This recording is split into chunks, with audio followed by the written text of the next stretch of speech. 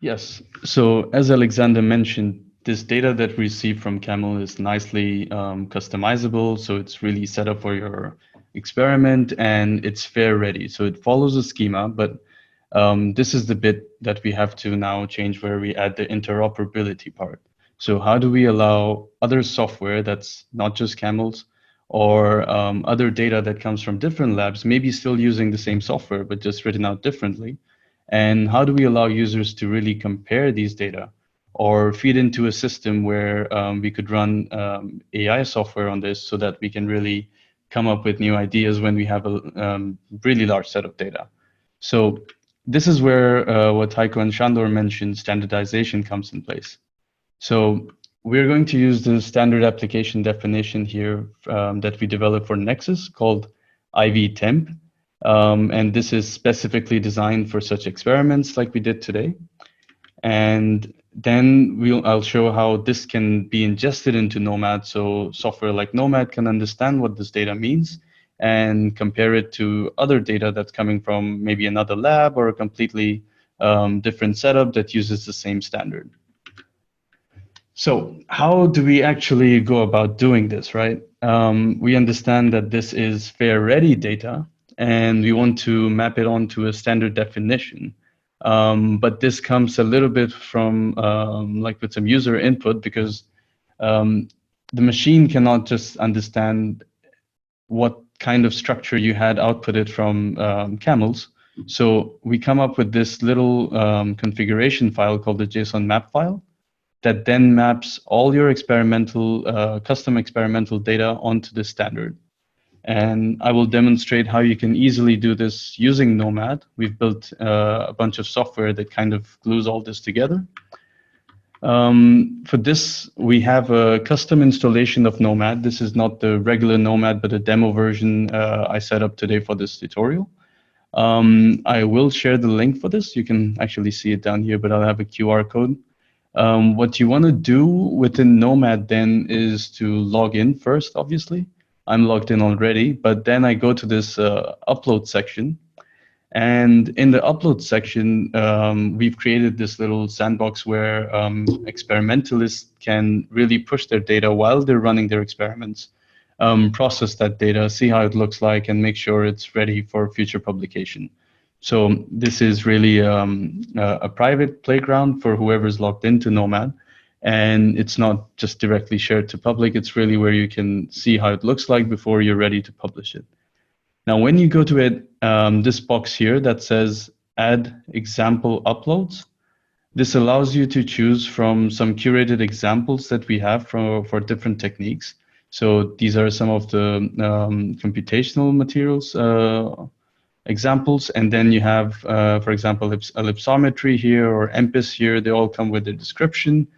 We have one for EM, but this is the one that we did today, the sensor scan IV temperature curve experiment. Now, if you click add here, what NOMAD does is takes the same data that Alexander and Johannes showed how they captured it and puts it together in this nice example with the README here, which explains what the experiment was about. And it also shows you this application definition, the standard that we're using for this. So if I open this here, it brings you to the same web page that Shandor mentioned. And here you can actually view what each and every field means. So if you're doing this, maybe trying to directly write to this format, you can still do it. Or if you would like to see what data you already have in your fair ready data that you would like to map, this is the web page you will go to and really read what each and every field means. And then I will show you how NOMAD actually converts this. So we have this, I'll have to go to the file section. If I go into all my files, here is the file that Alexander and Johannes put together for me. This is that IV-temp HDF5 file. And with this file, I need a mapping file, this IV-temp mapping.json, that actually tells me how my data actually links to the description that they've already provided. So then the data converter software within NOMAD converts this file into a Nexus file with the proper standard. So what this allows then is you can actually not only see this file in the Nomad user interface, but you can also choose a default plot. Here you can see we have temperatures from, wait, I'll show you here. So if you go to data, you have different temperatures at 295, 300, and 305, 310, where we've captured the IV curves. And this plot here shows how they all look together. So these kind of capabilities comes with the standard, and you will notice that we have the same kind of devices also defined here, like the PID controller with the same PID values here. We've named it now to a temperature controller, but it also has the same model name that they've used there. So this really shows how you can make your data interoperable, because this is now defined by a Nexus standard. Software like Nomad can interpret this and actually do things with it. So here we have another file on Jupyter Notebook that was written separately from this experiment. It's written to evaluate this standard application definition. And while Johannes and Alexander are setting up the experiment, someone else could be writing a Jupyter Notebook, some Python code that actually reads and understands this already accepted standard definition. And I'll have to do that again. And when I launch a Jupyter Notebook session within Nomad, it mounts all these files for me and sets up the environment so I can actually run some analysis tools on this. And you should be able to see that now.